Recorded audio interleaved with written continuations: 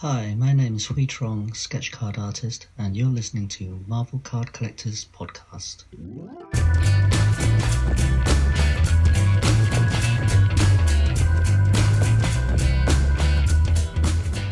Hello everybody, my name is Ian Taylor and welcome to the Marvel Card Collectors Podcast, brought to you by the Marvel Cards Fan Collective. You can find our two groups on Facebook, details of which are at the end of this podcast, so come and check us out. With me is my co-pilot in all things Marvel cards. He's once, twice, three times a surfer. It's Norrin Rad.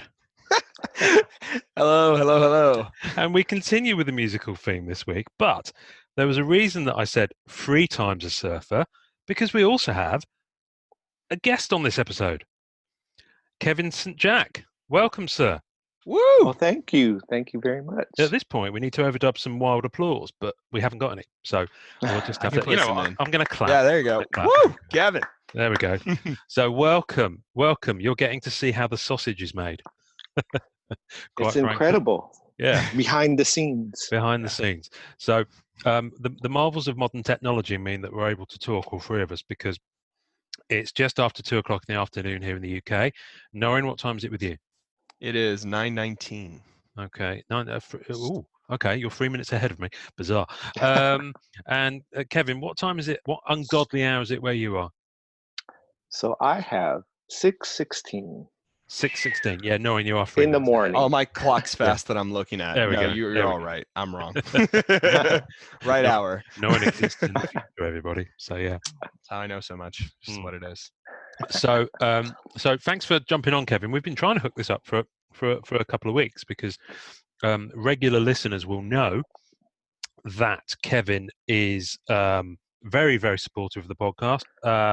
Has sent us lots of ideas, lots of comments, asked lots of questions, and so it kind of felt only right that he comes and joins us. So thanks for getting up at Seriously a stupid o'clock. As Robin Williams in Good Morning Vietnam used to say, what's the it's 0500 hours. What's the O stand for? Oh my God, it's early. Oh, most definitely. Exactly. I try my best to keep up with you guys. That's quite all right. we appreciate it. As long as you don't fall asleep. We had that happen a few weeks ago. Oh no. Yeah, it wasn't good. It wasn't Sorry. Wasn't good. That's the last time I bring a pillow on this podcast. Yeah. Okay. What are you talking about? You're sitting rocking, holding one right now. I can see. Yeah. What? This week's episode, Kevin, I've been dying to talk to you because, quite frankly, you know a heck of a lot more about a period of card history that I know very little about, and so it kind of felt apt that we start talking about something that we talk about a lot, which is sketch cards, which, for those who may not know, are individual pieces of artwork, one-of-one items done by an artist on a blank piece of cardstock that goes into packs of trading cards that you may be able to pull depending on the odds of depending on how many are seeded. So everyone else knows what they are and is kind of saying, Ian, get on with it. So before we kind of get into the history of sketch cards, because we're going to kind of start at the beginning, from when they first appeared in Marvel sets. Kevin, we spoke earlier in the week, and I asked you a couple of questions, and I thought, you know what, I'm going to save this for the podcast. Oh. Because it would just be good for everyone else to who doesn't know you, to hear about your kind of journey, what brought you to this point, your origin story. So what's your bag? What do you collect? What do you go after? Well, I collect a lot of things, but since we're going to go into origin or the origin stories, I collected back in the day a lot of baseball cards, a lot of basketball, football, hockey, and comic books. So, then when Marvel Universe came out, was that 1991? Yeah, 90, something like that. First one. Yeah, 90. Yeah. Yeah. So that was cool, right? A merging of those two worlds, comic books and sports cards. Yeah. So I really like those first sets. But I was also in the sport, so gradually I weaned away until about 1998. So that's 1997 is when the first Sketchagraphs came out. That was 1997 Fleer Ultra. But for that set, the Sketchagraphs were 1 in 288 packs. So each box was 24 packs. So that's an ungodly ratio, right? To get it. Wow, and that's for the Spider-Man, right? That's intense. Yeah. So that's 97 Fleer Ultra Spider-Man. Yeah. Yeah. So that's how many artists was featured in that, by the way? Oh my goodness. I mean, I can look, but I was just wondering because I feel like it's always. I'll have a look. I'll have a look. You carry on talking. I'll navigate. Yeah, go for it.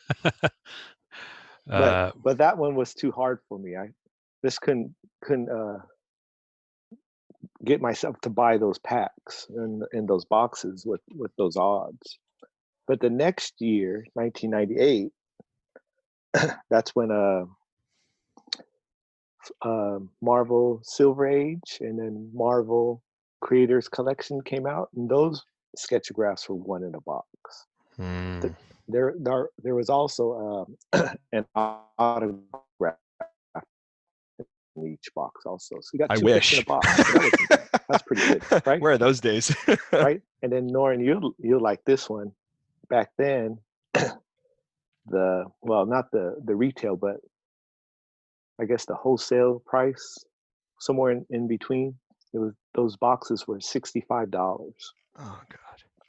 It still hurts me. It still hurts me when I hear that number. So $65, you got a Sketchgraph and an autograph. And by legends of the comic book industry for our listeners, in case they don't know. Yeah. Yeah. Crazy hits. Stuff. Yeah. Well, let's just back up a minute to 97, because although the distribution on 97 was pretty tough to get hold of the sketch cards, I'm looking on Jeff Allender's site, and he's got basically, when you scroll down to the sketch bits, he says many. Scroll back to the top and click on a link to information from some fella called Robert Colbus, I believe his name is. So, and if you click on that, it gives you, first of all, it gives you a list of Sketchagraphed artists. So Sketchagraph is basically what sketch cards were first called. Yeah. Yeah. And they were designed in a way where it looked like you were looking at a miniature page of original comic book art, in the sense that you have the blue lines and the markings and the measurements. And I really love that aesthetic. I miss that aesthetic quite a bit. Yeah. Well, listen, if anyone from Upper Deck's listening, they're bound to do a retro set that apes it. God, a retro sketch set. That would look so great. Can you imagine? That'd be crazy. Anyway, so just looking at the artists on 97 before we dive back in here. When we say legendary artists, we're not kidding. You've got wow, I'm just looking at this list. You've got Sal Buscema. You've got Gene Colan, Terry Dodson, Mike Deodato Jr., Steve Epting, Ron Frenz, Andy Adam and Joe Kubert, Ron Lim, Al Milgram, John Romita Sr., Alex Saviuk, Bill Sienkiewicz, Joe Sinnott, who we were talking about last week, Mike Wieringo. Oh no! Right, okay. For those, we interrupt this recording for an announcement. Kevin just held up something. Hold that up again, Kevin. These were autograph cards from the Silver Age set. Wow. Here's George Tuska. Got Roy Thomas. And just so everybody knows, they're designed in a way where you get the full picture of the artist, and then you get at the bottom of the card a giant white M, kind of like on the Marvel Masterpieces outline M's. Oh gosh, that's amazing. That's Gene Colan. Holy crap! And you get their autograph inside the white M, just so listeners know. I've seen it. So just because we've veered off on a side quest already. So we've got Spider-Man 97. You've got Marvel Created. No, it's quite all right. Marvel Creators Collection, and then you've got Marvel the Silver Age. So those are kind of the trio that I think we're largely going to be covering on this episode. And alongside the other brilliant cards in that set, these were the first ones to feature these Sketchgraph cards. So on 97, you had all those people I've said, including, by the way, Stan Lee. Yeah. Doing sketch cards. How do you say his last name, Ian? Bill. He didn't. Sienkiewicz. Sienkiewicz. I mean, what a crazy art to have on a sketch card. I don't know if I've ever seen one, but that's really cool looking. Yeah. Well, that must be cool looking. This site, Robert Colbus's page within Jeff's site, then breaks down the sketchagraphs by subject matter. Yep. So you've got all the different characters, and I've never read this before, but Black Cat apparently exists from that set. Yeah. Drawn by Sal Buscema, Joe Bennett, Ed Benez, Stephen Butler, Mike Deodato Jr., Ron Lim, your buddy. Oh, my buddy. Al Milgram is the guy who created Black Cat in the first place. Wow. Alex Saviuk, Mike Wieringo. There's a list there. And then you've got Black Cat versus all sorts of other people. Then you've got Chris Bacalow's on this set. Oh, yeah. I like his work. And then you've got a surfer section, Norrin. I know. I don't want to talk about it. Hold on to your pencil. Oh, actually, no, there's only one. It's Gene Colan. Where's Gene Colan, Silver Surfer. Oh, I've seen it. Oh, that makes me so mad. I've seen it. I don't know who had it, but I saw it. No. And I think I saw it on a Google search. I know where I can find it, but I don't think I know the person who has it. But in your Black Cat section, and this is crazy, just to show like what they brought back in 97, 98, Tom Morgan, right? He drew some of the art in 1990 Marvel Universe set. Oh, wow. Wow. Like he drew the surfer. Like I found the original art. I mean, the guy's not going to sell it to me, but I found the original art from that artist for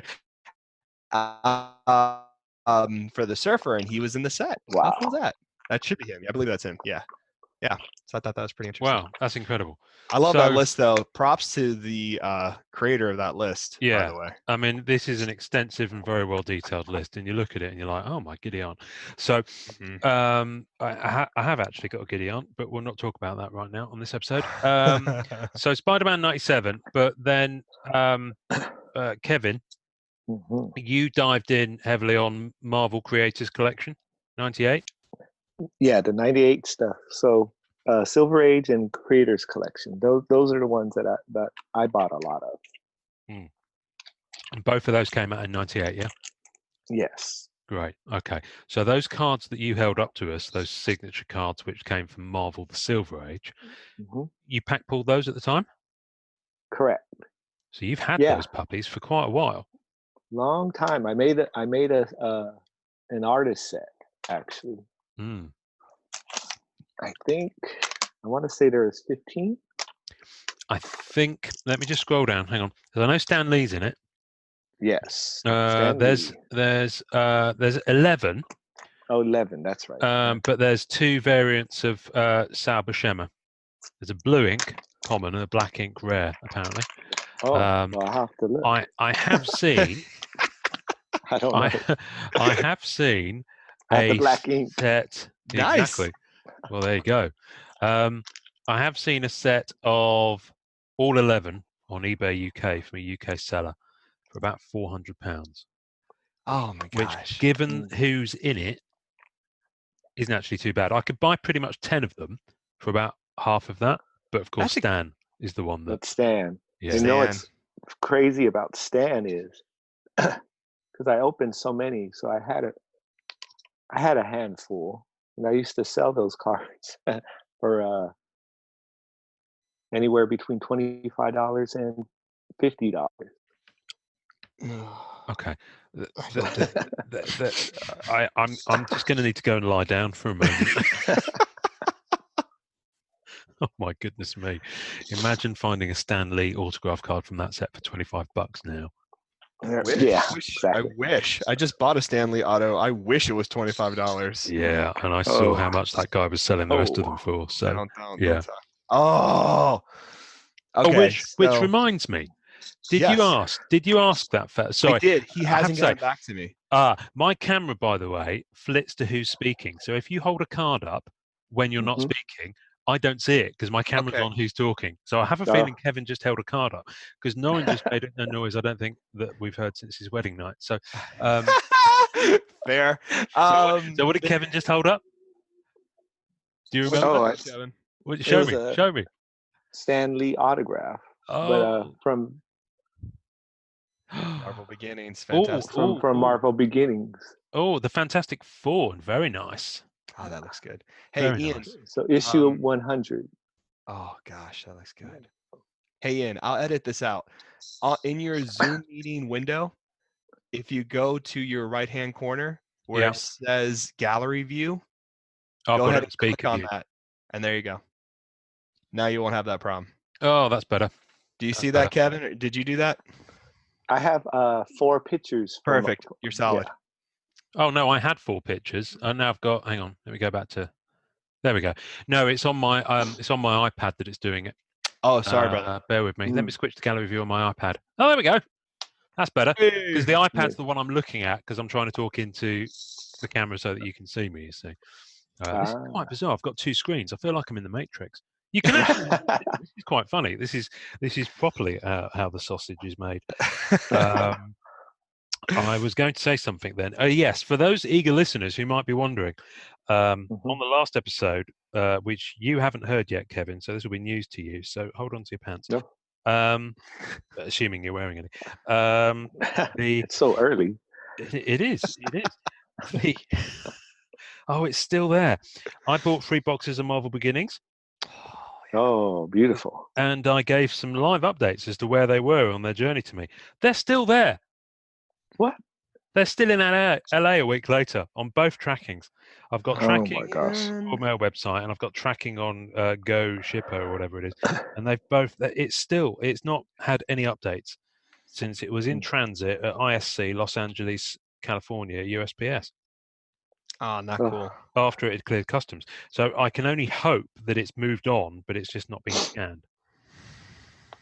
That breaks my Hopefully, heart. finger crossed. Yeah. So Marvel Beginnings Series 3, Kevin.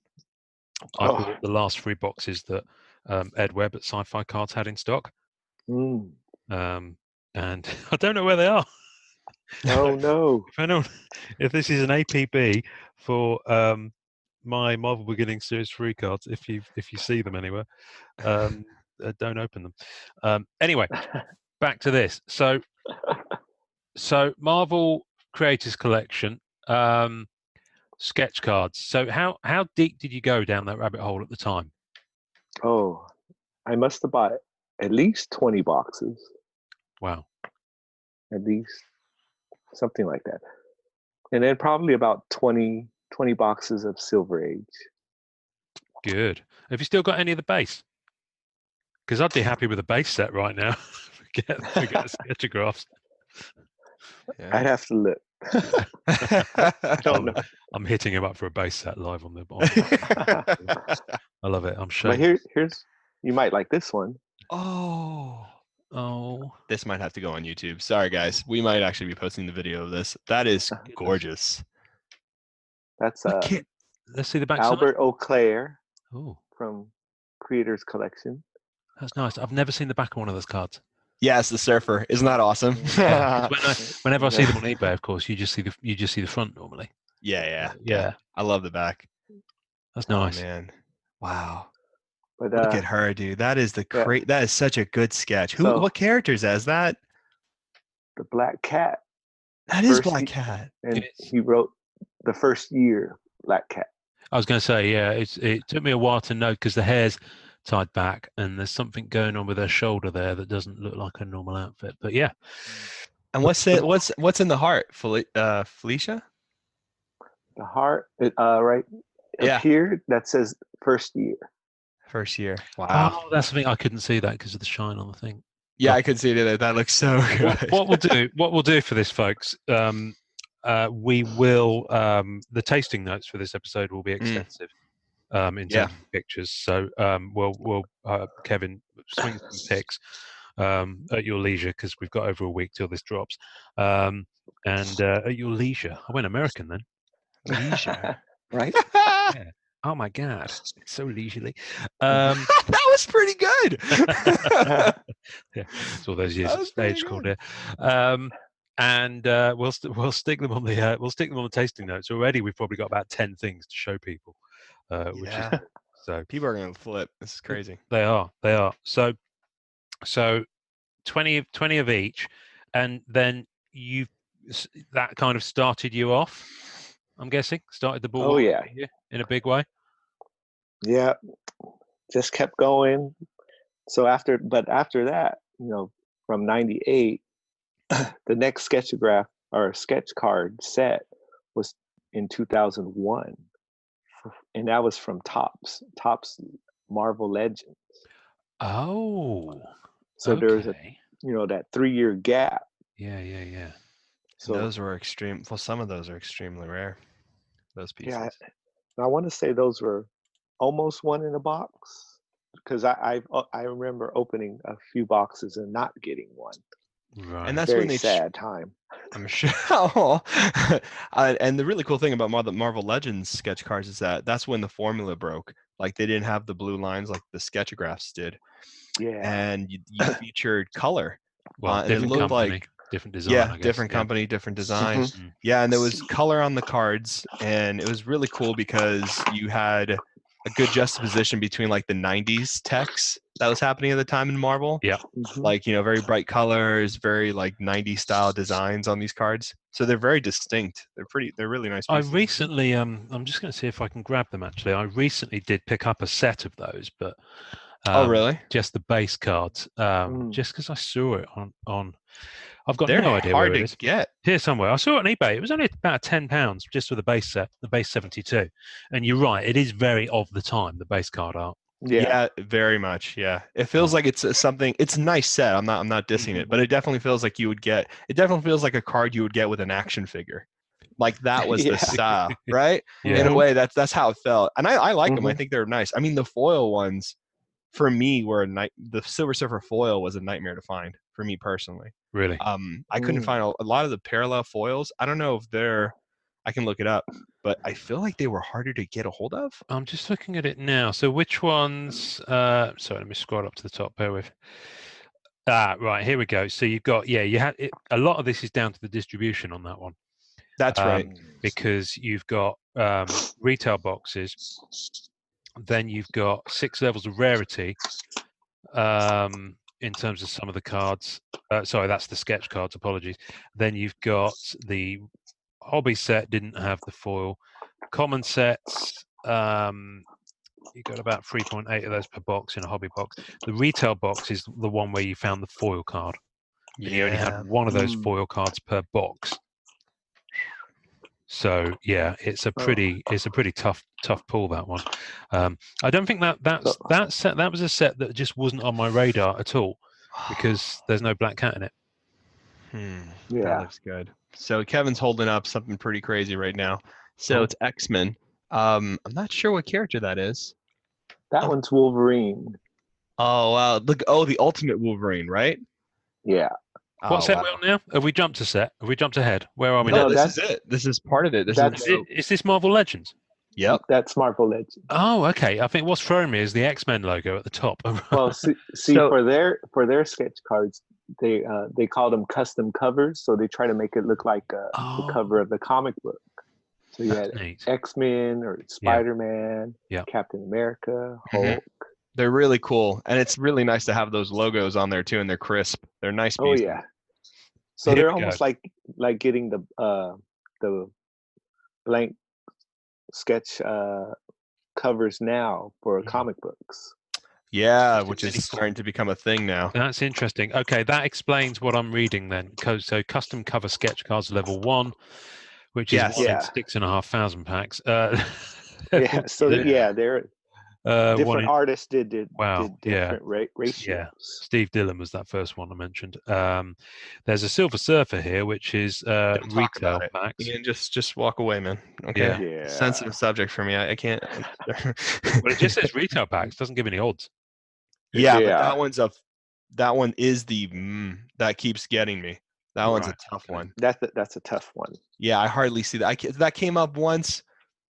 I didn't have the cash because it was basically that's when I started running for the 2016 MM, and those surfers were tier 4, so that was a nightmare. And my man Kevin over here hooked me up, and he was like, "There's one on eBay," and I ran to eBay to get it, but I was so not flush with cash, so I didn't do the bidding like I should have, so I missed it. And that was what, Kevin, 2 years ago? Something like that. Yeah, they don't pop up too often. They hardly ever pop up. Very, very rare for them to pop up. So I'll just wait. Me and my patient self have to wait here, fanning myself with my little parasol, waiting for my card to pop Oh my up. goodness! It's like Blanche Dubois on the episode. Any minute now, I'm going to go outside, rip off my shirt, and go, Stella! Stella! And someone will give me a pint of Stella. Anyway, so Marvel. So I've completely lost my thought thread here. So we got Spider-Man '97, Fleer Ultra. That's the first one with Sketchgraphs. Then we've got Creators Collection and Silver Age, both in 1998. All three of them are kind of skybox stroke Fleer, which explains the design. And then we jump 3 years to Tops, so different company, 2001, and the set we just talked about. So they're all. I mean, I don't search for them because they've kind of not been on my radar. Also, I know that they're pretty tough to find, as you've just talked about from the convo about Marvel Legends. Wonderful imagery I gave. It's brilliant. It's lovely. There's a whole. Yeah, if we had more artistically minded listeners, someone would actually do a me with parasol, little do a mock-up Victorian dress, me in the background in a string staring vest. at a computer screen. Yeah, it will happen. It will happen. And then so that's we're 4 sets in now. So they're not called Sketchagraphs anymore. So Sketchagraphs was very much a kind of a brand name, if you like that was Pieceworks that Inkworks had. That was Fleer Skybox. Okay. Yeah. So that's where they started. So I would love to own any Sketchagraphs. I don't actually collect any sketches apart from Black Cat. So the odds of me finding a Black Cat one are probably that's going to be slim. difficult. Yeah. Exactly. And to be honest nowadays. with you, and I don't look. So one might have come up on eBay 6 weeks ago and I wouldn't have seen it. So I tend not to look on eBay for Black Cat sketches much at the moment. Avoiding the disappointment. Well, no, I'm kind of comfy where I am with Black Cat at the moment. That's nice. And I'm about to have a little trim. I'd like to get a Marvel Premiere 2019. But one thing we didn't talk about when we talked about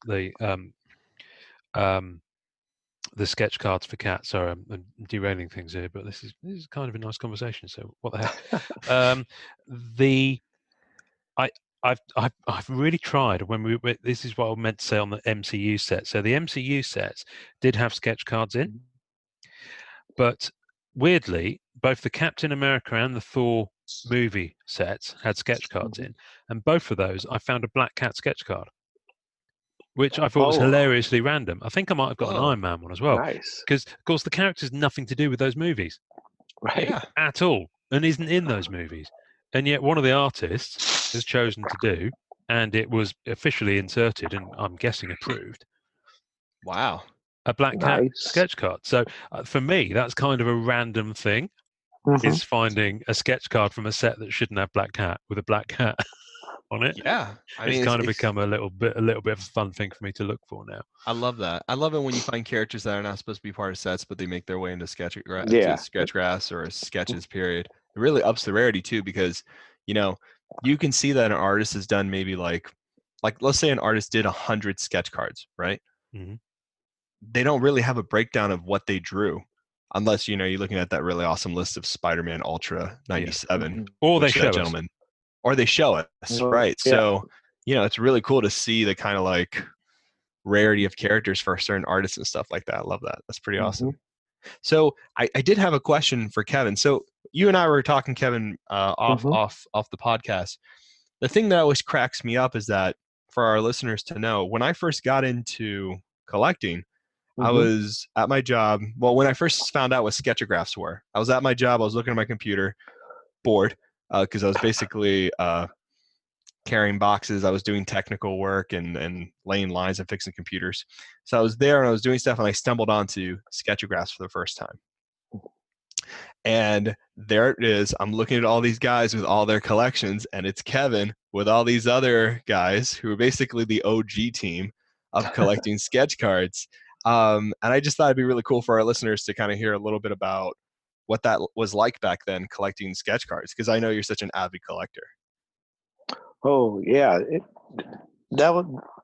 back then there's so many people that focused on certain characters. But myself, I just got whatever I liked. And then, and then the early days, one collector called me a bottom feeder. Because I just got whatever. How dare he? The nerve. I just got whatever fell to the bottom. Because you had people that collected Iron Man. There's a couple real hardcore Iron Man collectors. There's a couple people that were really into Daredevil, and then Andrew was into Doctor Doom, and oh yeah, he's the one collector for he's in the Beckett. Yeah, if you haven't seen that picture, we can fish it out, but basically he's Ian. Have you seen this picture? I don't think you have, right, buddy? Andrew who? Sorry, you've lost me. So what's his last name? Go ahead. No, I Allen. remember Andrew Allen. Yeah. Okay. I've not heard of it. There it is. That's his Doom sketch card collection. One of the largest. So you're holding up a picture from a magazine that I don't get and I've never gotten, but I think is very much something that you get in the US. Am I right? Yeah. So this is part of Beckett's. Yeah. So they used to do the Super Collector, and so people used to write in about their collection. And this is Beckett magazine, yeah? Yeah. Yeah. Okay. Is it still going? Well, it's basically a sports card magazine. Okay. But yeah, it's still going. They don't feature like collectors anymore as much, at least from what I've seen. Not too much. But just the hockey. So it's mainly sports stuff. But what was really cool about that article is that it broke down where all the Doctor Doom came from. So all the different sets that he had found Doctor Doom in, the numbers totaling his collection, pictures, just mountains of Doctor Doom sketch cards. Wow. Yeah, is he still going? No, he's moved on to different collections. So I think he collected Doctor Doom for about 10 years from 97 to 2007. So that first the golden age. Yeah. Yeah, seriously. Yeah, because that's kind of how I think of this. It might be the right or wrong way to do it, but I said to you guys off air that how I think about the sketch cards is that you've got those 3, maybe 4 sets. So Sketchagraphs, maybe Topps Legends would squeak into that as well.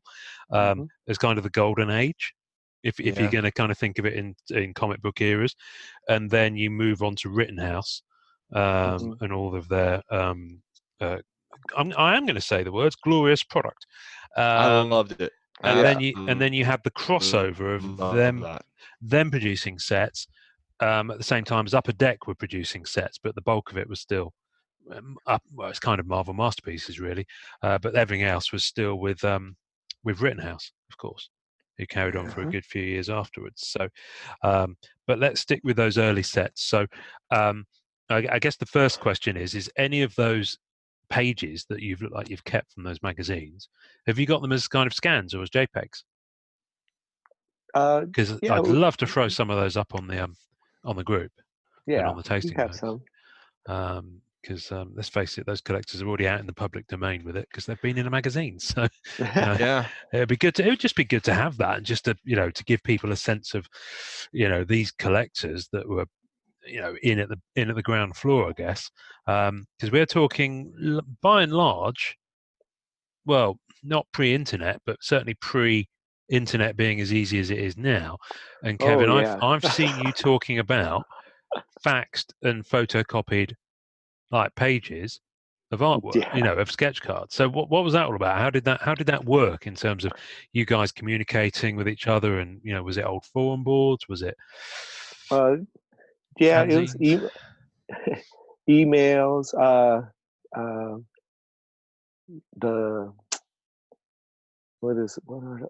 They're so long ago. I can't even remember what they're called anymore.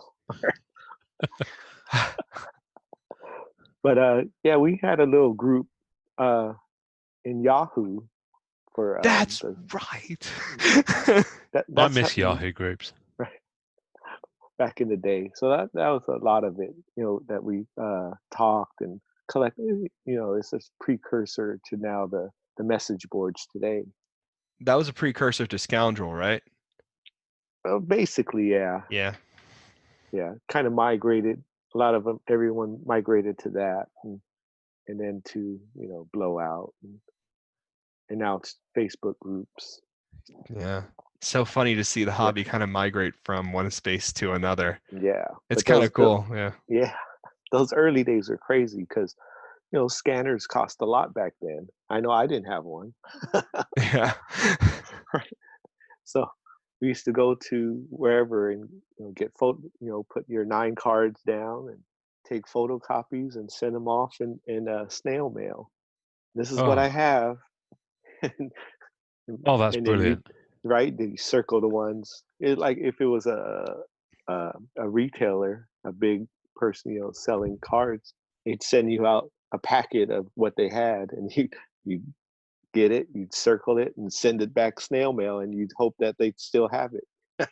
Wow. I get nervous just waiting for a package in the mail. Right? I could not handle the anxiety that would come from that. Or you could order it through the email, just with a description. Oh, you have Storm by this artist. You might like it, you might not when you get it. But you just rolled the dice. Oh, that's a good artist. Hopefully this one looks good. Ian, could you handle that? I don't think I could. Well, yeah, you know what? I think if you're asking me now or you're asking me 20 years ago, if you're asking me 20 years ago, probably not, because first of all, I'd be like, who are you? Secondly, I'd be like, what's a sketch card? If you're asking me now, then absolutely I'd go for that. If someone came up to me now and said, I've got a Chris Bacalo Black Cat, can't tell you what it looks like. Do you want it? I was like, yeah. Yeah. I'll be like, yeah, boys. I'll take it. Yeah, I'll be like, which note do you want? Anyway, carry on. Right. But yeah, so if you got this packet of photocopies and you see Spider-Man or whoever, you pretty much knew Spider-Man was going to be gone by the time you send it back. Because there was, a few hardcore Spider-Man collectors back then. Wow. Yeah, it was nuts. There's a few people that only collected females or Phoenix. Phoenix was a real popular one back then. Wow, that's pretty cool. That is absolutely amazing. I'm just looking, by the way. Sorry, I've just slightly distracted. So because my phone just pings because Jeff Fenwick. Fenwick. I don't. Good evening. Good evening, Jeff.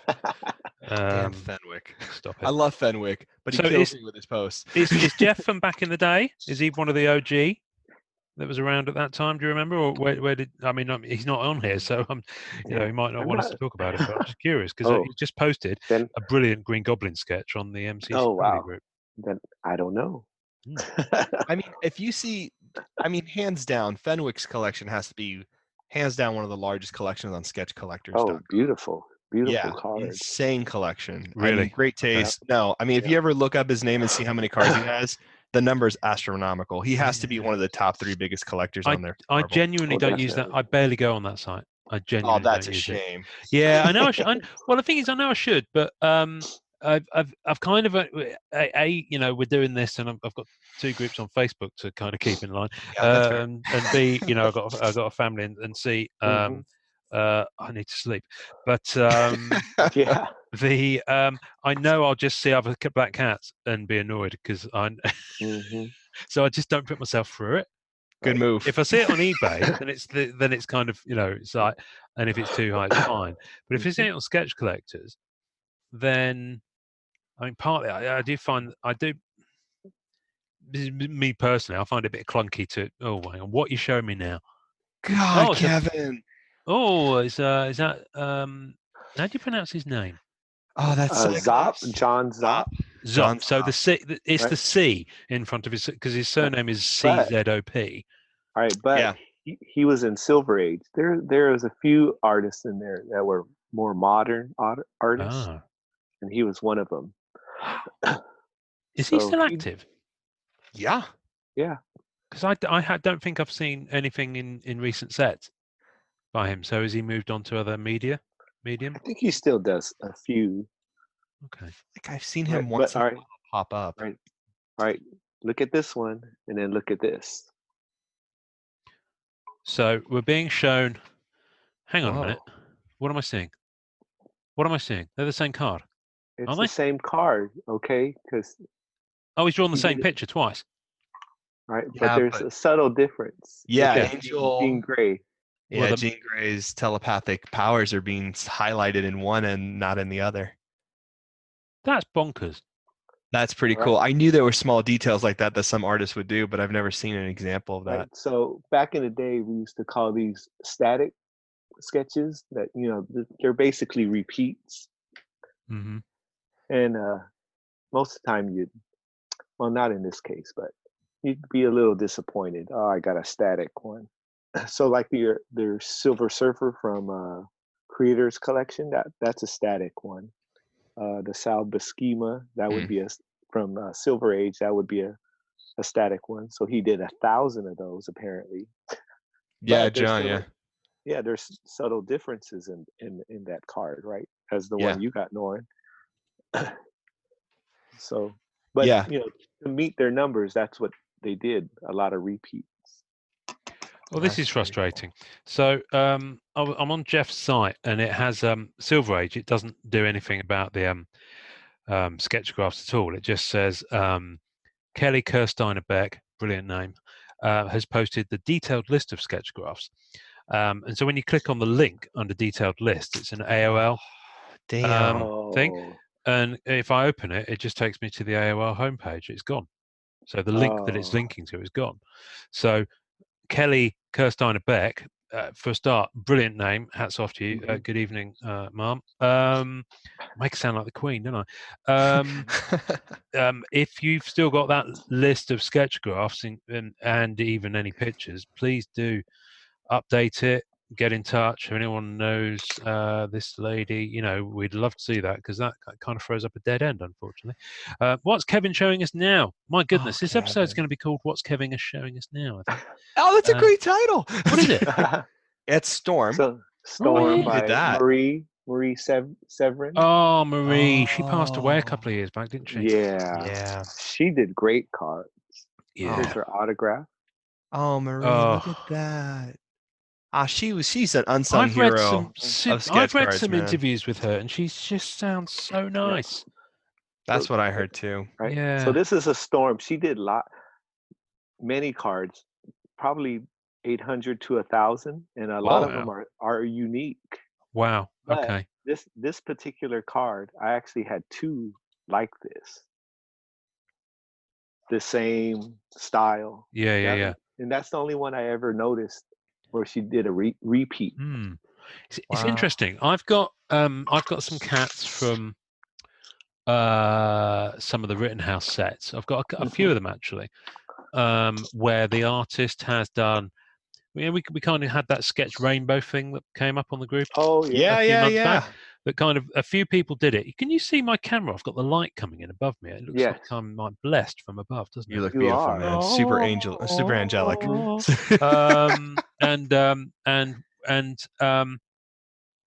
Hold that thought, Kevin. I'll come back to you, because otherwise I won't remember what I'm talking about. Artists who Kevin keeps showing us really cool stuff, by the way.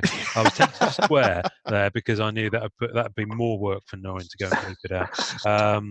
Actually, now I've figured out that in-episode audio thing, which we did off air, so no one will know what we're talking about. But in theory, I could bleep us.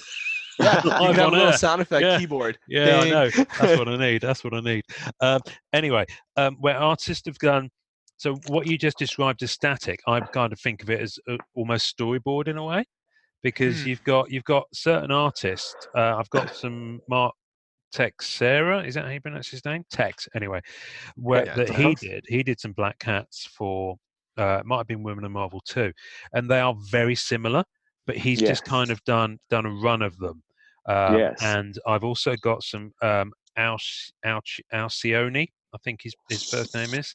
or Alcione Silva, who I recently got in touch with actually, and he said he'd give us a listen. So Alcione, first of all, if I'm mispronouncing your name, I apologise. Secondly, good evening, sir. Hello, buddy. And I posted that trio of black cats that he did. In fact, trio from one set and then one from another set, where they were very similar style. They were the same kind of backgrounds, and they look like they were from a similar. They were almost on the Jusco Marvel Universe free spectrum of background. Oh yeah, with that kind of celestial kind of background, and Kat was just looking mighty fine. So I've seen artists who still do that, where they might do a run or a variation of it. I think Marcia Dye did some brilliant black cats for Fluo Ultra Spider-Man that were on that spectrum, where they're kind of almost a similar theme. But I love it when artists do a theme as well that goes across their cards. There's a Warren Martinek, when he did those incentive sketches for Rittenhouse, all the different years of Marvel that you could go with, and he had a different sort of year and a character that would be featured on them. I've got the black cat. He also did the archive covers too. I forgot what set with us for, where it was an archive card, not an archive, a case incentive. Yes, that's right. Where he did the covers. And I just love it when an artist does that. And so I guess it's kind of an evolution maybe of that static idea, but where an artist has got a theme, if you like, or has chosen to frame their cards for a certain set in a certain way, and it just shows some really nice. I mean, it's really nice planning, given the fact that these guys genuinely aren't paid that much to do them, and often have to crank them out in quite a short space of time. So there was actually your efforts. There was actually a really cool artist named Mayonnaise and Bread. I don't know if you've seen him. He's a more modern artist. Yeah, I have. He's very, very nice. Very nice guy. But he did a really cool Sentinel series with X-Men. Oh, wow. Did you see those cards popping up? So like he had like each X-Men corresponding with a bigger Sentinel, and there was this. It would, like, if you mapped it out, it looked like a giant fight sequence. A couple artists have done that with X-Men and Sentinels. Wow, that's cool. Yeah. And what's really cool, just so listeners know, when you see a card like that looks like it connects to something else, you can approach the artists on Instagram or Facebook and ask them. A lot of them do have scans, and they'll show you the larger puzzle. So if you're going hunting and you're looking for something that's missing a puzzle or a dual card or something that connects that didn't come with it, you can ask the artist and have like a little reference for you. So as you hunt, you can kind of know what you're looking for. Yeah, that's cool. That's cool. I've done that. I used to love it when we mentioned it a few minutes ago when when I came into back into cards was with Marvel Masterpieces in 2007. So that's when a lot of people came back. Yeah, and that for me, that's kind of my origin, which is why I've got such love for that set, because it's what got my fires going again. That and Lost Series 1 are the two sets that got me back into cards. But I used to love, and then I discovered Scoundrel, and when a set would drop, and you had, of course, 2008, drop 2 sets, and then you had the Rittenhouse stuff coming out, and you would see these pages and pages that would usually be on the artist Deviant Art as well, where they just scanned in like card, almost like a tile effect of and that was just, I mean, a lot of those image links are dead now when you go back to those old sites, which is a shame. But it's such, you could wallpaper your house with them. I save those images. Seriously I'm very creepy. I see them and I'm like, that goes into a folder. Thank you. No, that's not creepy at all. It's one of the things I've been meaning to do for a while, is to actually put an open call. You're archiving it. Yeah. I try. See, I like that. It sounds more mature and not creepy. So I'm going with that one. I'm an archivist. But that's why on the Marvel Masterpieces group, I'm really pleased that we've actually made it a thing that when we see a preliminary art pop up, from Simone Bianchi, we've got an album for that, and we save it in there.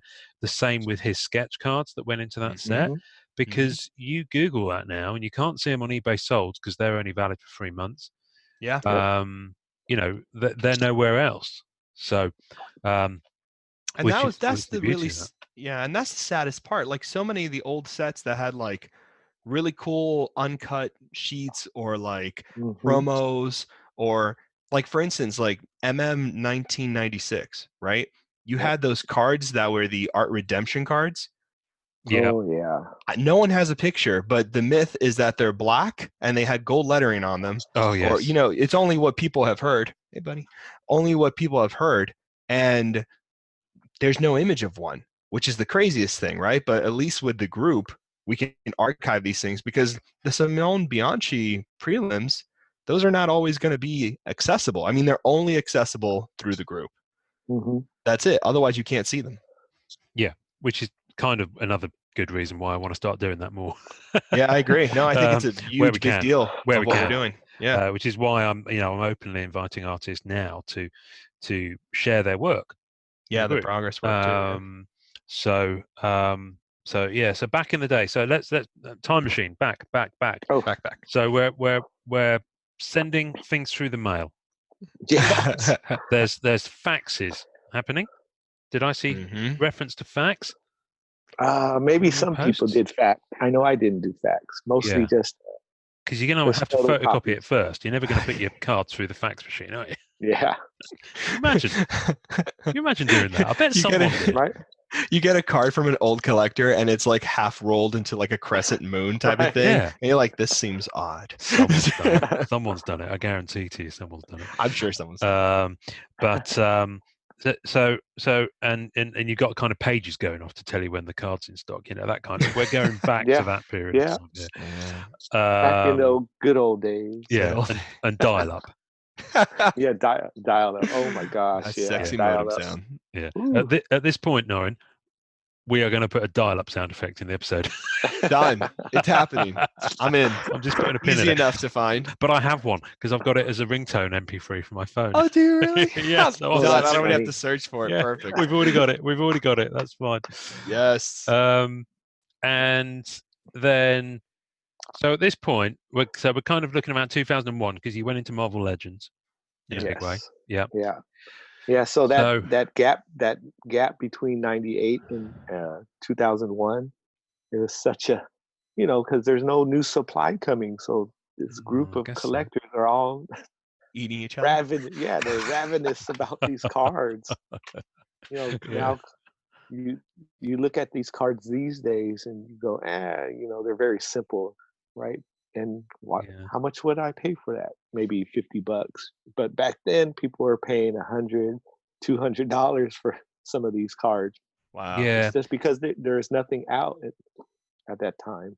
And also, actually, I think the reason they hold their value is because they are from such iconic creators.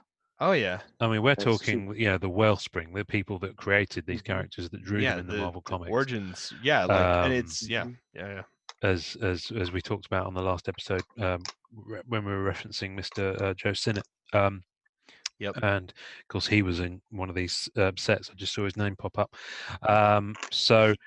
But now the interesting thing is, so a lot of these are very simple sketches. They're ink sketches. They're black and white. They're not full color. Yeah, exactly. So very simple, very simple. Like Stan Bunch AIM card. The one that you're holding up now. Now, if you had, this is one of the interesting things that I find about collectors now who may not have been aware of those cards, or at least collecting back then, is if they pulled something like that now from an artist who they didn't know, they'd go and burn down the forums. Oh yeah. And be really mad about what they got, because they would feel shortchanged. I remember I saw a lot of that on Marvel Masterpieces, because you had a real spectrum there. You had the people who were doing stuff like the Sketchagraphs, the black ink stuff, and then you had people who were doing fully painted, and the whole gamut in between. And you had some artists who did a very recognizable style and just churned out hundreds and hundreds of sketch cards for those. So when you go back to those, if you've got if I say to you a certain artist from Masterpieces 2007, you will know exactly what that card looks like without having to look at it. So you have those artists, and a lot of that is obviously just the volume of sketches that are in the set. Now they tend to be very much more, I think the criteria that the artists have to work to are They have to be full color.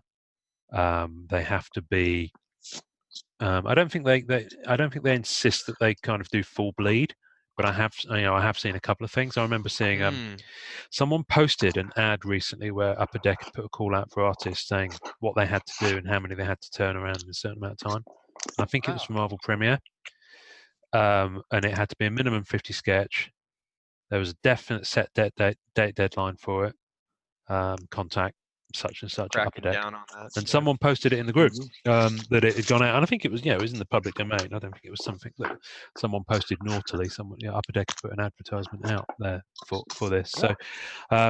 So and of course the flip side to that, and I remember talking to artists who were on those 2007 2008 sets, and even the Rittenhouse artists, is that of course for every, I know with Rittenhouse, I think it was for every certain number of pack inserted cards they did, they got an AP. I don't know what that ratio is now, but I think it was.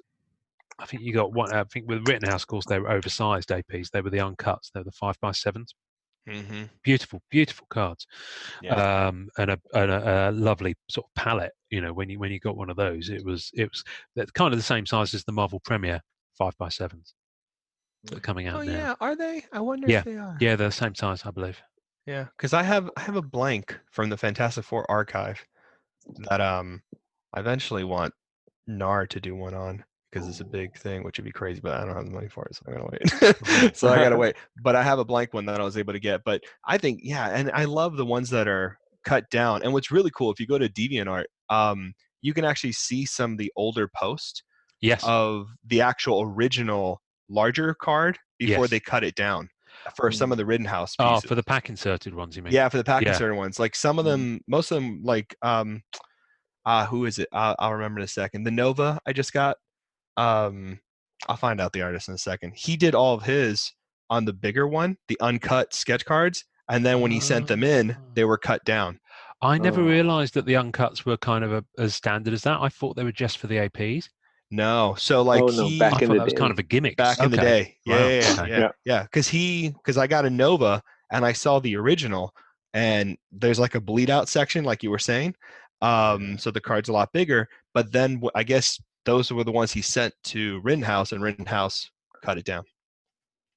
That's interesting. Which is really crazy to me. And I've seen a couple. So maybe that artist did that in particular. Maybe that wasn't norm, but he did do that for sure, because I have one. Okay, that's cool. That's pretty crazy. That's cool. So my question is this, like, and I just before we move on, Marvel masterpieces like 07, 08, like the Spider-Man background, the Fantastic Four background, and the X-Men background. I love the change in color. I love those sets. I love that the APs were red at the top. Do you mean the back of the card was different for each? Yeah, so the back of the cards are different for each year. Yeah. The first one was Spider-Man, second one was Fantastic Four, third one was X-Men. X-Men. Yeah, that's right. So beautiful cards. So this is where I always get confused. After the Marvel masterpieces, right, in 08, the last series 3. Yes. How long was it before more sketches came out for the next set? Like, what was the next set after that had sketch cards? Well, the Marvel Masterpieces came out from Upper Deck, but at that time, Rittenhouse was still putting out sets.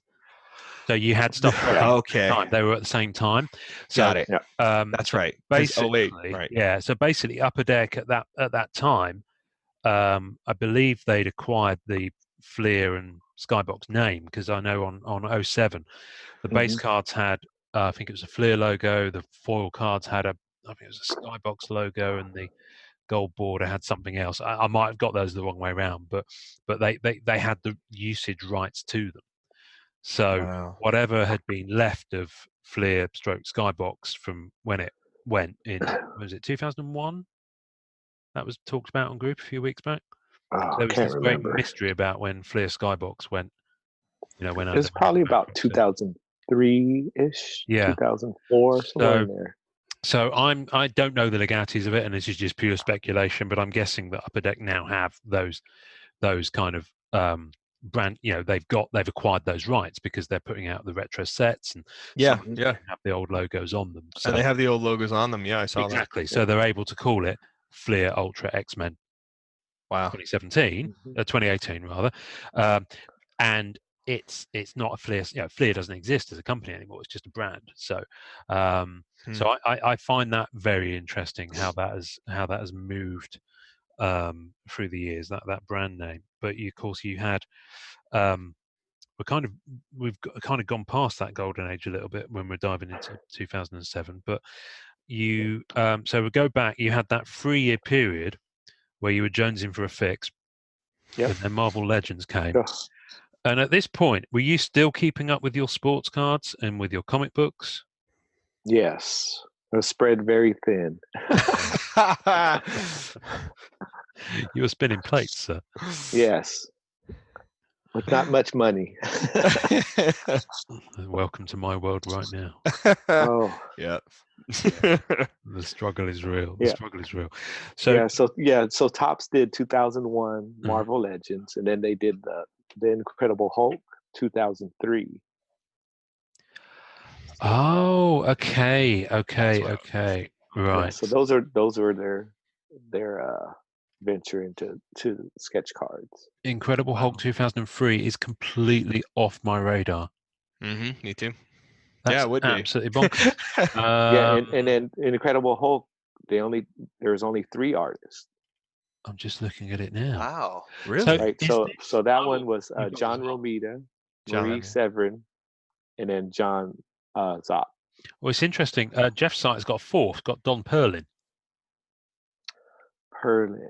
So Custom cover sketch cards. It's got Zopp, Perlin, Romita Senior, and Severin. Oh, maybe. Yeah. Wow. Yeah, Zopp being the most common. Yeah. That's crazy. And they go up from there. But that's interesting. And it looks to me like this was a cross between comic art and I'm guessing the movie that came out around I think that time? it came out around that time. Yeah. I think Upper Deck did a set and then Topps did a set. Yeah, now there was a set. Yeah, there was a movie set. Let me just scroll down to that because I didn't think that was Upper Deck. I thought that was someone else. Let me have a look. Talk amongst yourselves. Yeah. No, there was a Hulk set out around then because I remember there's a binder for it. There was a binder for the Hulk movie-related set that came out at that time because I've seen it floating around on eBay. And in my head, I had it as Inkworks, but I might be completely making that up. The Hulk film and comic cards. Let's open this and see if it's that one. Let's see. It is Upper Deck. You're correct. I take it back. Nice. Okay, so there was an Upper Deck set as well that came out with, interestingly, going back to what we were talking about last episode or the episode before, that Incredible Hulk set from 2003 that Upper Deck put out has got a heck of a lot of Hulk comic cover cards. Wow.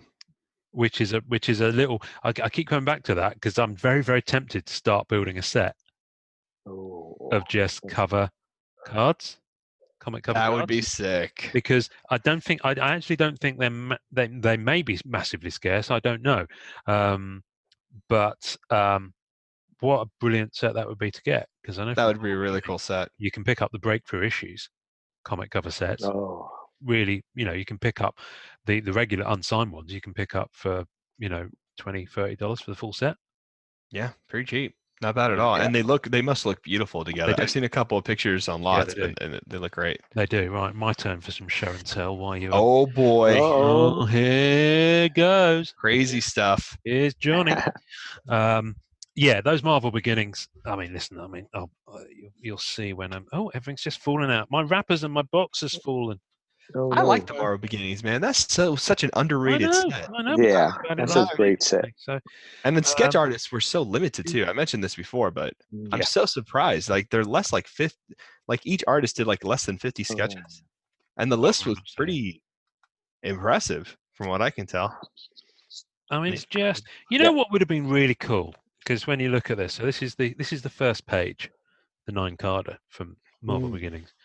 Apologies for the light in here. It looks so good as a 9-pager. But it does, and there's no, they're not in any particular order or but the fact that they are what they are. Wait a minute. You could put almost any of these together, and they would hang together as a nice 9-pager. Yeah. However, wouldn't it have been cool if they'd reproduced that hologram That's what I was going to ask. I didn't even know they did that. It's not a hologram. What is it?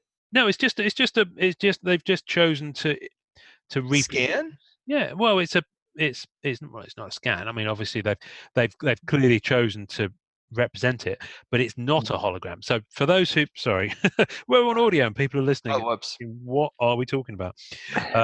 Such are the joys about podcast about a visual medium. So I'm looking at a Marvel Beginnings card, B4, not before, but B4, from Wolverine. Volume 2, issue 75, which is part of the Fatal Attraction storyline. So it has one of those. So the comic actually has a hologram on it, on the front of it, and they've reproduced that cover as this card in Marvel Beginnings Series 1. But I think they really missed a trick doing a really tiny version of the hologram. Wow. Maybe that's not possible. That would be, but wouldn't it be good if that was actually moving right now? As I was that would be pretty awesome. Well, it was funny because when I saw it originally, I was like, wow, that's a pretty good effect, because I thought it actually was. Because if you look at it static, it looks like does. Because pretty clever. They've if you look at there's another one. So card B6 is from X-Men Volume 2, 25. So the Jim Lee series, or the series that started with Jim Lee. I think it was stuff this time. It was Andy Kubert at this point, and that's part of the Fatal Attraction storyline. And this still image they've chosen to freeze. Hologram really kind of gives you that depth. So this is what I like about when Upper Deck get it right, because they have gotten it wrong. But when Upper Deck get it right, they absolutely nail it, and that's a really nice detail. They've frozen that image, hologram, at a point that really shows that it is. And there's a signed version of that, I'm sure, too. Oh yeah, there is. Absolutely will be. That's really amazing. But can you imagine if they made a hologram card like that? That'd be I want to see those holograms come back. Like those are still to date. Those are my favorite holograms. We talked about it. Yeah, we have. Remember when we were talking last week about Marvel Beginnings, which Kevin won't have heard yet, so that's really confusing for him. This is a I've not got many of these because they're really quite tough pulls. I've only got 4. This is a hologram from Marvel Beginnings. Oh yeah. Which actually, from your point of view, just looks like a foil shine. To be honest with you, there's not much more going on to it than that. You've got a static image that isn't doing much, but there is actual depth. It doesn't come across on the camera at all, but there is actual depth on that background, but you can't tell. Yeah, the camera's just not picking it up. You can just about make it out. I mean, it looks pretty it's not good, bad. Being mirrored like it is. Yeah, I think it still looks pretty good. It isn't bad at all. It's a good effort, but it's not a patch on those 90s holograms that we've infused about so many times on this podcast. I do have some signed cards. So as we talk, the listeners can just picture me doing this.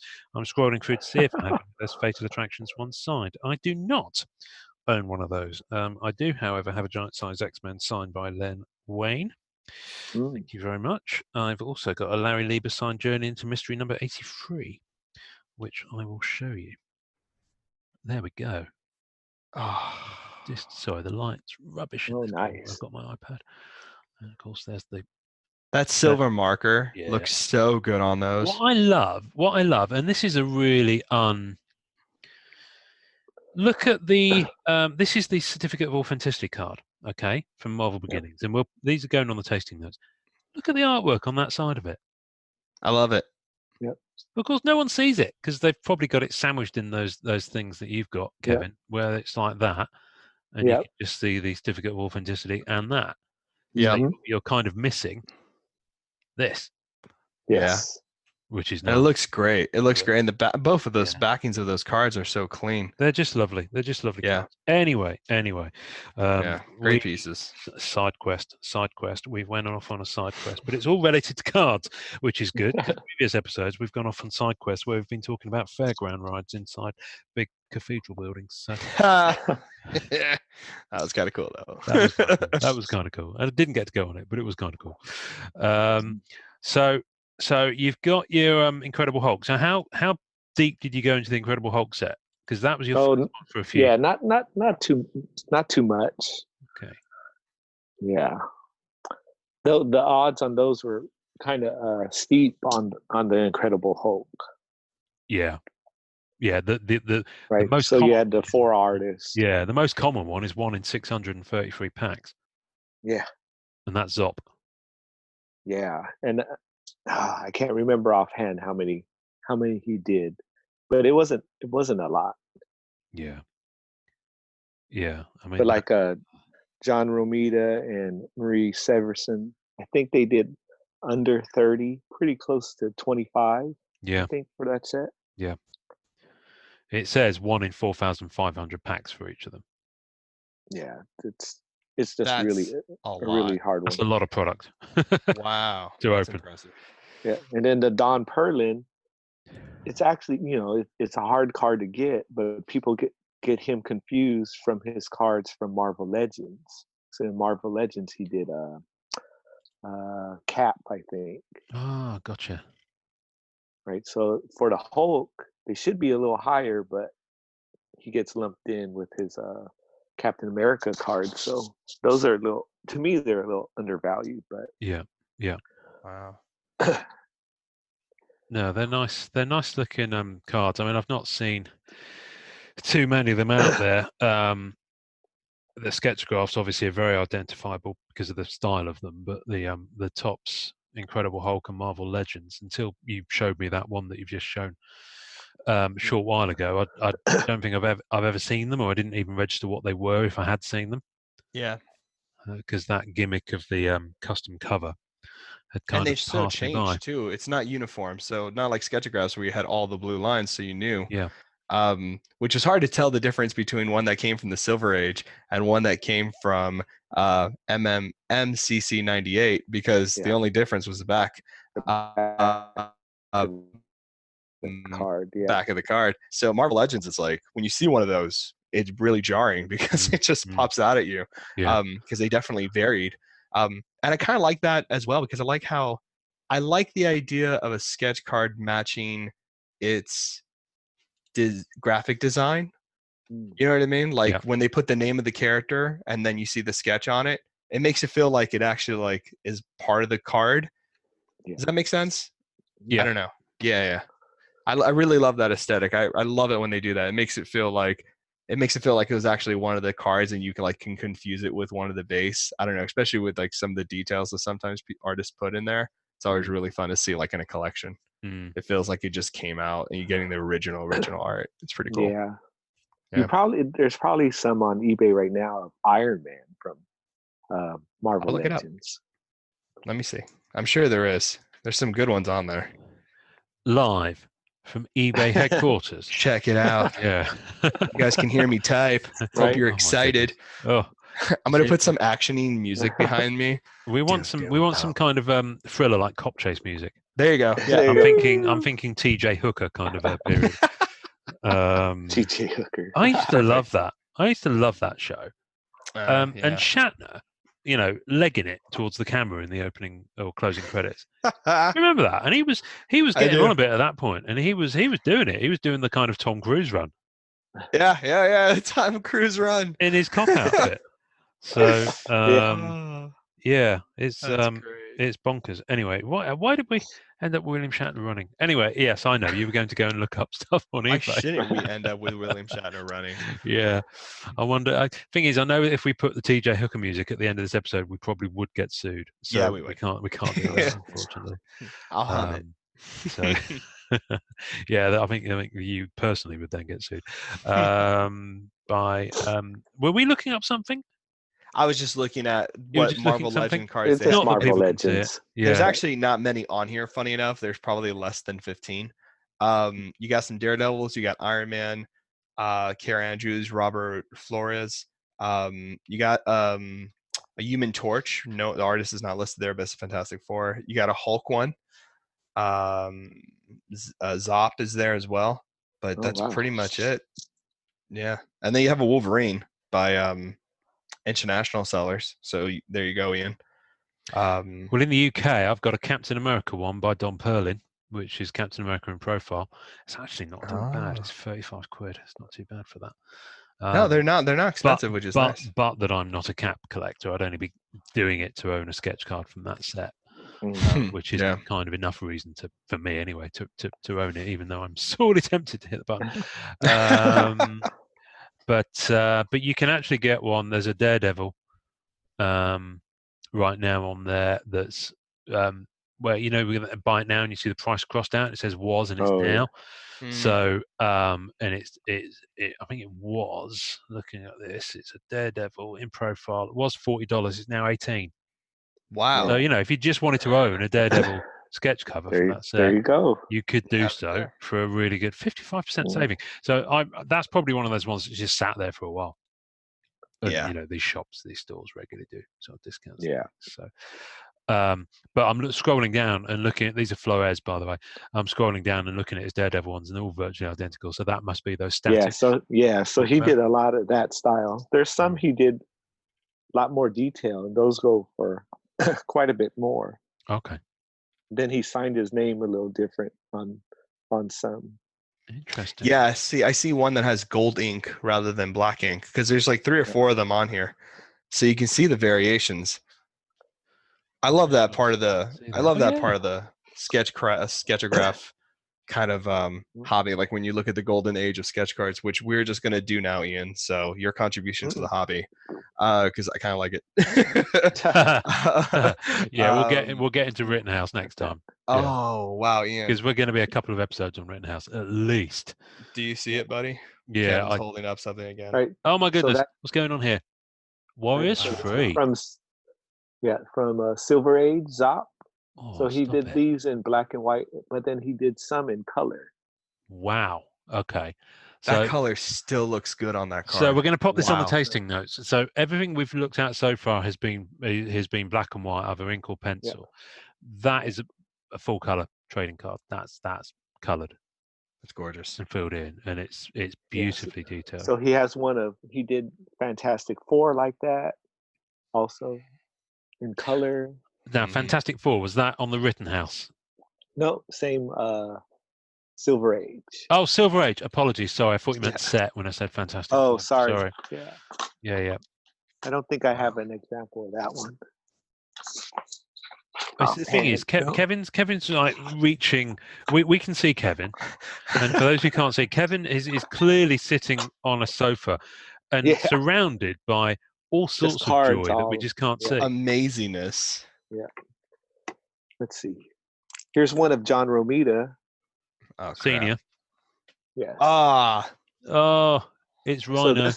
It's Rhino, and it's absolutely cool looking. It's right. So the funny thing about this one, because he did a lot just like this.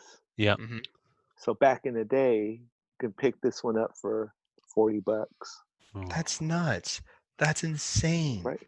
Because this was one of his more common ones. So it wasn't highly valued. I feel like these are going to pick up in price, to be honest. Like there was a surfer that sold. Yeah, I know. There was a surfer that sold. Remember, Kevin, you posted it on the group. It sold for like over $100. Remember that Sketchagraph by John? Buscema, right? Yeah. So John Buscema had a surfer, and he did like 1,000 of them, or maybe 800, something like that. And they're all the same They're all the same headshot. And one just went for over 150, which is a lot for a card that's really copied. And there was nothing like extraordinary about the card. I mean, it's a beautiful card, not knocking it at all, but I don't know. I feel like there is some kind of maybe uptake in some of these Sketchagraphs because, one, these artists are not going to be around, unfortunately, and these are going to get rare and more rare. And paper quality, the way people collect, the way people store them, it's not going to always be around. So getting them, into collectors' hands that are going to archive them well, we'll keep them around forever. I don't know. That's what I've been thinking about lately, and at least about these cards, because they're beautiful. They're really nice.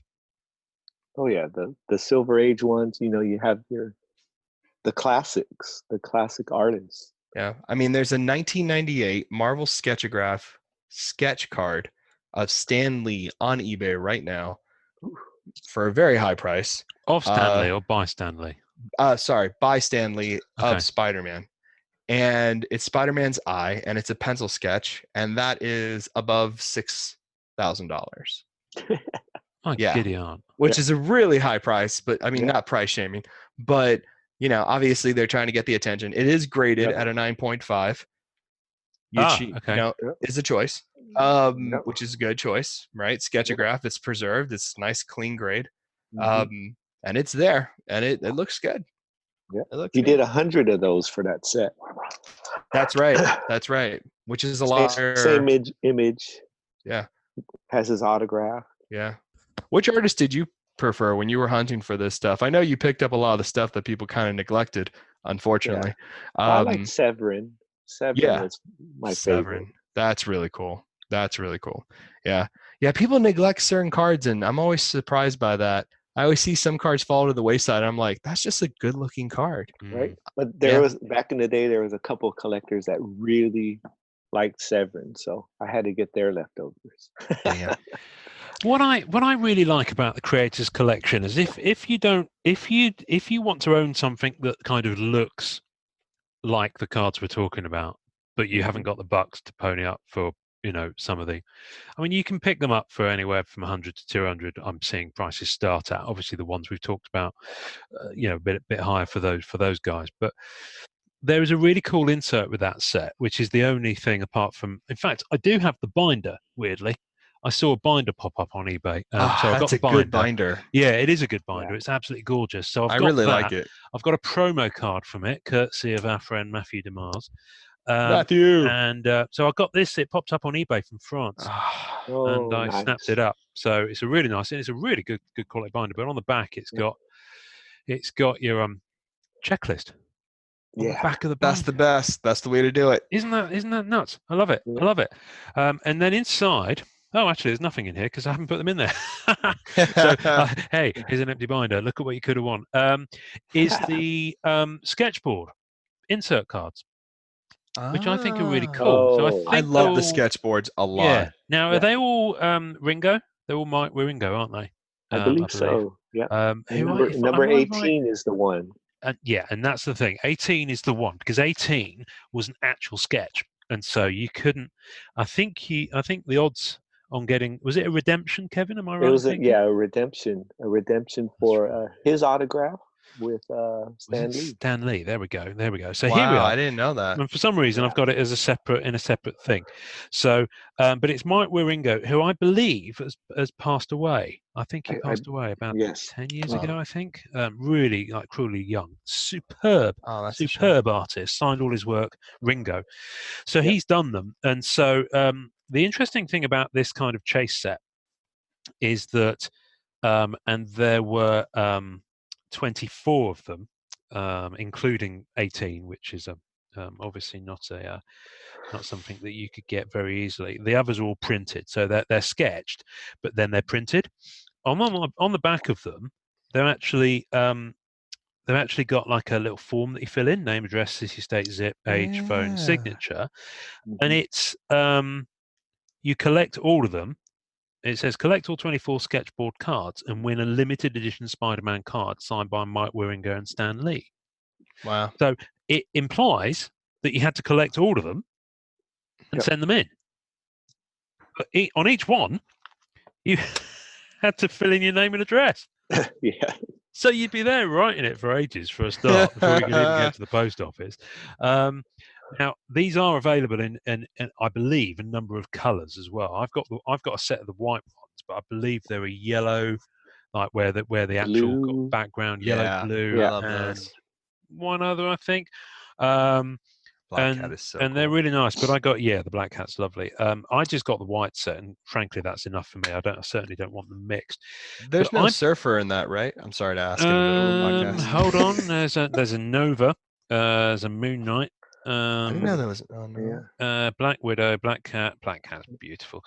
You're right. There isn't. There is a Phoenix and there's a Psylocke.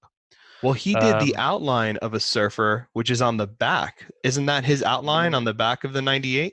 Let's have a look. Of the creators. That's a surfer on the back of sketches. Yeah, with the board. Yeah, that's Surfer. So that had to be from him. That's on no? the back. Yeah, well, that's on the possibly. I don't know. But so what we're looking at here is the printed back of the sketch cards, the actual sketch cards. But these sketch boards are a really nice, affordable way of getting a flavour of the Sketchagraphs. So if anyone's kind of looking at getting into this set, you could buy a set of these sketch boards for a relatively reasonable price. But I got mine as a set of all 24. I say all 24 because Sketchboard Card 18 wasn't there. But in the set that I bought, a dealer back in the day had made this at card size that went in the space that sits in my pocket space where the card would be. And it simply says on it, I'll read it out of people, I'll put it on the tasting notes, and it is paper. Someone's photocopied and cut this out at this dealer. And it's a UK company as well. And once I read it out to you, I'm wondering if these guys still. I doubt they'll exist. Anyway, so it says, "Where's Sketchboard Card 18? Marvel Creator Collection Sketchboard Card 18 is an ultra rare redemption card that is found." Someone's rustling. Kevin, you're rustling. Yes. We're picking it up on mic. Sorry. That's right. That is found 1 in 160 boxes.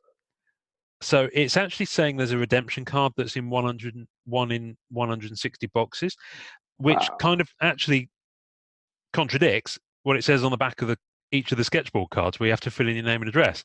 So I'm wondering if there were two possible ways to get the card. Anyway, so that can be found is 1 in 160 boxes. I'd be happy with a redemption card. Because obviously you can't redeem it anymore, and can be sent away for a limited edition Spider-Man kind signed by Mike Wieringer and Stan Lee. The selling price of this card would probably be in excess of £500. Interested? Bearing in mind when this piece of paper was printed and put in with this set of 23, because obviously card 18 isn't in there, sketchboard cards, it would have been 98 or 99 when this dealer was active. So the dealer says, contact Discount Trading Cards, free, Waterford Drive, Romilly, Stockport, SK6 4HL. That's a UK address for those who don't know the format. Phone / fax 0161 427 1867. So the poor saps who've got that phone number now will probably be getting phone calls off the back of this episode. It will probably be, hello? No, there's no one by that name. Stop calling. Email cardguys@compuserve.com. Right there, wow. Wow. But that piece of paper, that ain't leaving this set of 23. I think that for me is gold. I mean, that's piece of history still. Yeah, I love it. I love it. So that sits in that's a time capsule right there. I think I'm gonna print off like maybe that card or whatever, circle it, and I'm gonna send them through mail and see if it works out. Oh, I think it might be worth doing. Get a hold of that. So, I've got a promo card from Creators Election. Creators Election. Yeah, let's elect a creator to the government.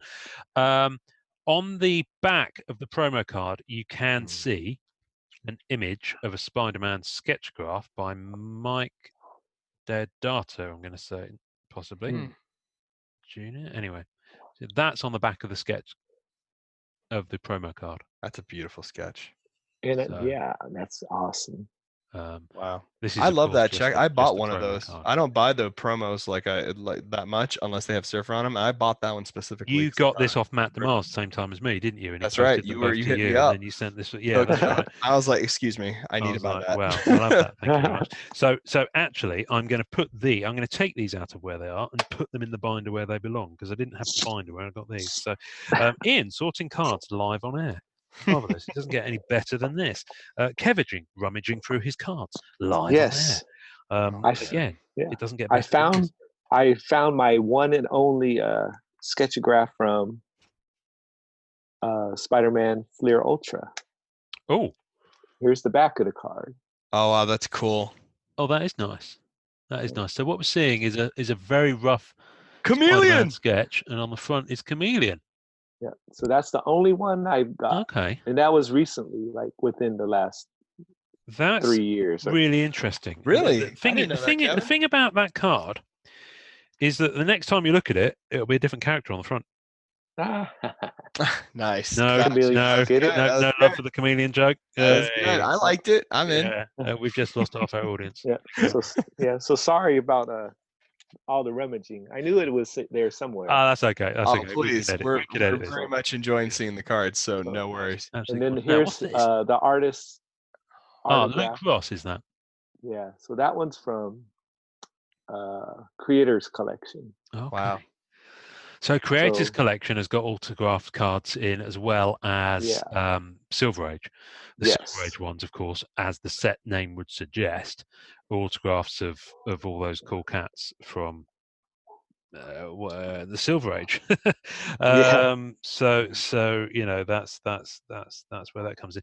I really like the autograph cards. I'm Me too. A huge fan of the Marvel Masterpieces 2008 writer autograph cards. Yes, I really like those, and I've got the full set of those. That's a good set. The last few of which actually I got in trade for some Marvel Masterpieces 2016 stuff that I broke back in 2016, and I did a big trade where I'm going to name check him actually because he's been in the hobby for as long as I can remember. He was on Scoundrel and all those boards. Winford Bad Frog Smith. Oh, Bad Frog. So, wow. Yeah, you remember Frog? He signed himself on the forums. He's in the group actually, and I did a big trade, and I got the rest of the ones I was missing, plus a heck of a lot of base cards from '95, cards I needed from '94, masterpieces. Wow. 96. Wow, nice. You know, I did a big trade. Cleaned house. And, yeah, well, I did. It was a Jusco Auto plus a few other things that he got, which is, remember me saying a few episodes back that I had some stuff from 2016. I didn't quite kind of, I think, well, obviously it was worth a fair bit because I got a really good trade that I'm very happy with, so no regrets on that one. But obviously 3 years down the line, looking at how 2016 went in terms of Marvel Masterpieces, you know, it's one of those things. But I'm perfectly happy with it. No regrets. I'd do it again probably. And I got the rest of that writer autograph set from Marvel Masterpieces 2018. I don't remember any Marvel sets since having creator autographs like that. Am I? Marvel Beginnings. Sorry, Marvel Beginnings. Of course. Marvel Beginnings. But so when was the last time? When was the last time that was done? Where we had creators signing things. It's Marvel Beginnings, I think. I think you're right. Holy crap, that's 2011, 2012? Because now, no way, there had to be something in there. That's why I'm like, surely not. No, we're missing something. There's no way. Marvel Annual, maybe Marvel Now. Not Marvel Premiere. I don't think any Masterpiece. Well, obviously the Fleer Ultra sets they brought out, they did have artists autographing the cards, which they've just done in Flair. But that, I don't know, that kind of feels slightly different to me because that's different to me. Because the creator of the card, not the creator of the comic book that the card is featuring. And I think that's the different thing. It's like those comic industry people signing cards is what we're talking about here. Yeah, there's been a big departure from it's strange, but I feel my opinion, of course, what got me into the Sketchagraphs, what got me back into trading cards. I collected when I was a kid and I had so many. You know, I love trading cards, Marvel trading cards, they're amazing. But what got me in as a collector, as an adult collector who could spend a little more money, was Sketchagraphs and seeing the bridge over between comic book creators on trading cards. Like that was, for me, that was outstanding, because otherwise you would have to pay for an expensive comic book at the time, or you'd have to go to a con, which was out of my price range because of travel and, you know, where they would be and the tickets, you know, that seemed like a lot. For these boxes, you kind of had that experience all in one space, fairly accessible. And nowadays there's very much a divide, which is probably why a lot of and when I say older collectors, I mean just collectors who started around the time that Sketchagraphs were a thing, you know? There's been a huge departure between comic book creators participating in the trading card hobby and, like, you know, putting their work in there, as opposed to having like trading card artist and trading card. I mean, there's some overlap. Like with not as much as there was. Not as much as there was. So there has been this little divide, and it's because the medium's older now. Like Jusco redoing a set and stuff like that. It's because it's an older, it's an older hobby now. I guess it's kind of divergence if you think they started at the same point and then they kind of maybe split apart a bit. I don't know. It's interesting, but that kind of ties it back then to what Kevin was saying about why he first got into the Sketchagraphs, because as you were saying, it was comics and cards. Mm-hmm. Yep. And you had that overlap of the two worlds, and it's suddenly, oh, hello.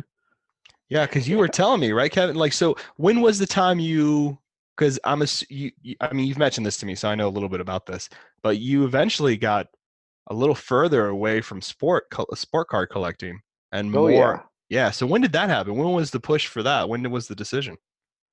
Let's see. Well, the last time I really collected cards, or a lot of sports cards, was probably right around the LeBron James rookie year. So that's a long time now. 2004-ish, somewhere in there, 2003. Jeez. Yeah. So when 2006 Complete Avengers came out, that's when I really started getting more back into getting more comic book cards than sports cards.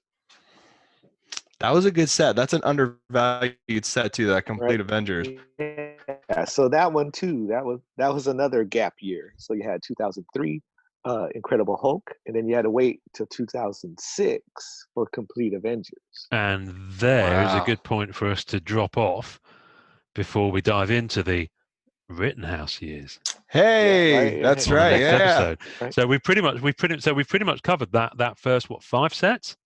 Yeah, 5 sets. So we got the Sketchagraphs that were in a Fleer Ultra 97, Spider-Man, Creators Collection 98, Silver Age, and then we've got Marvel Legends in 2001, and then we've got the Incredible Hulk in 2003. Mm-hmm. Yeah. So those are your OG 5 sets that featured sketch cards. Yeah. Wow. Okay. That's crazy. I love all this stuff. It all started there. It's worth saying, folks, for those of you who dig the idea of those sets, the base sets and the chase cards in those are equally gorgeous as any of the sketch cards. No, 100%. Yeah. Certainly worth hunting down. You too can own a piece of trading card history, because it's quite bizarre, because those 5 sets, there were more sets than that produced in those years, but not that many, because it really was the kind of the boom had bust on the regularity and the volume of trading card sets, and then they kind of dwindled, and it kind of came back up again in the mid-noughties. So, and I would say it's a safe thing to say that the Sketchagraphs was really what was trying to restart the hobby.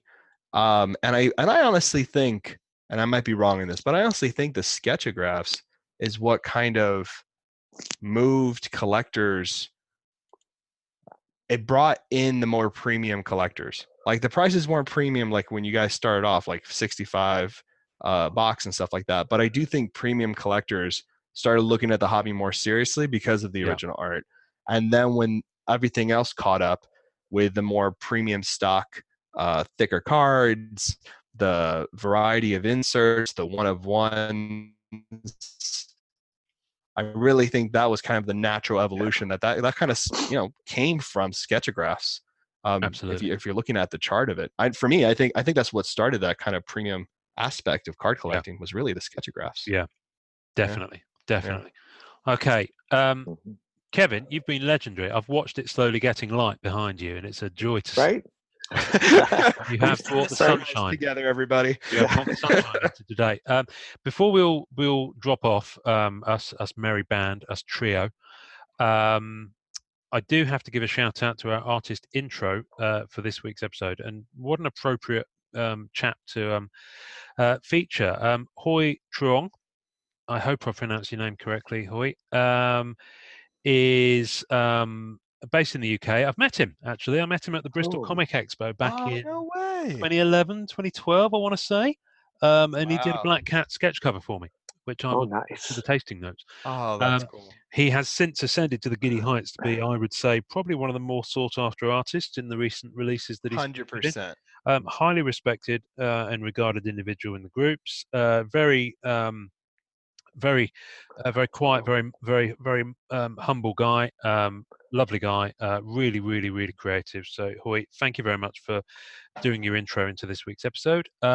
You can find more about Hoy, and this is where I realise I can't remember where I put the notes. Here we go. You can find him on Instagram, Hoy-Truong72, which is HUY-TRUONG72 on Instagram, or Hoy Truong Illustrations Facebook page. The links for both of those we will put in the tasting notes. Hoy, thank you very much. You're a scholar and a gent, and you are, of course, welcome to come on the podcast anytime, if only so that we can have 2 English accents. The Brits are taking over. You just have to be there alone. Exactly. Cool. Kevin, listen, thank you, sir, for getting up so early and for coming on. Thank you. It's been a pleasure. Really love your podcast, the only voice of Marvel cards that I have found on podcasts. Well, you are now one of those voices. You are now one of those voices, kind sir. And we will do this again. This is but part 1 of Here's Kevin, as I think this episode will actually be called, because it's slightly punchier. So I think that's probably the best way to go with it. Kevin, I understand your little one is also fans of our podcast. Oh yeah. So Nora was telling me. So next time, if she's awake, she's more than welcome to hop on and say hi. And honorary guest. Honorary guest, because I know she's into the hobby as well. So kudos to you for introducing the next generation of collectors. Yeah. Because we are I wouldn't say a dying breed. That makes us sound geriatric. We're just a very small community. We are a small community. Right? So any fresh blood is welcome. I'm going to say one more thing before we sign off for the week. And Kevin, I'll let you do that this week. You sign off. So you can do that. So I'll give you a few moments to compose yourself, or at least remember what the sign off is. I can't remember anything. It's still too early. Yeah. Enjoy collecting, dear. Enjoy collecting. That's what we got to say. We of course have our Twitter feed and our Facebook page at the MCC Pod. But I do want to put a shout out. We've had some fantastic artists do intros for us, but I'm going to put an extra klaxon out. If anyone of the female vocal tones variety would care to jump onto that train, I there are fantastic artists all over the spectrum of cards of Marvel, of both genders, and there's some fantastic creators who may have a female voice, and I just thought it would be really good to just mix it up a bit, and it'd be really good. I mean, obviously we started out with episode 1 with Julie Bell being the first voice that you heard, so we got off to a good start, but I am approaching artists all the time. If any of you guys listening who are on the artist spectrum haven't done one yet, it might not be your bag. I know there's a few artists who said, I like it, but it's not my thing. But if you know other artists that you think would dig doing it, then spread the word, spread the love. We'd love to have you. We do this for you guys. We do this with your guys' blessing, and you are part of the hobby. So amen to that. So thanks for listening, folks. Norrin, it's been gorgeous as ever. Gorgeous, darling. But I'll leave the final word to our guest, and thank you for coming on, Kevin St Jacque. Oh, thank you for having me, and everyone, enjoy collecting. Nailed it. Yay. Rock, Evan. Thanks for listening to the Marvel Card Collectors Podcast. You can subscribe via our home on anchor.fm/MCCP. Leave us a message via that link with questions, comments, or just to say hi, and we may even play on the show. We're also on iTunes, Spotify, and all major podcast platforms. Our podcast is at the MCC Pod on Facebook and Twitter, and you can find links on our Facebook page to the 2 groups MCCW, Marvel Card Collectors Worldwide, and MMC, Marvel Masterpieces Collectors. On Instagram, find us at mmcollectors and at sketchcardhive. The great music we use is called Rocket Power by Kevin MacLeod. Thanks to the collectors, artists and creators who support the Marvel Cards Fan Collective. We'll see you next time, and remember, it's a small hobby but a fun one. Make mine Marvel and enjoy collecting.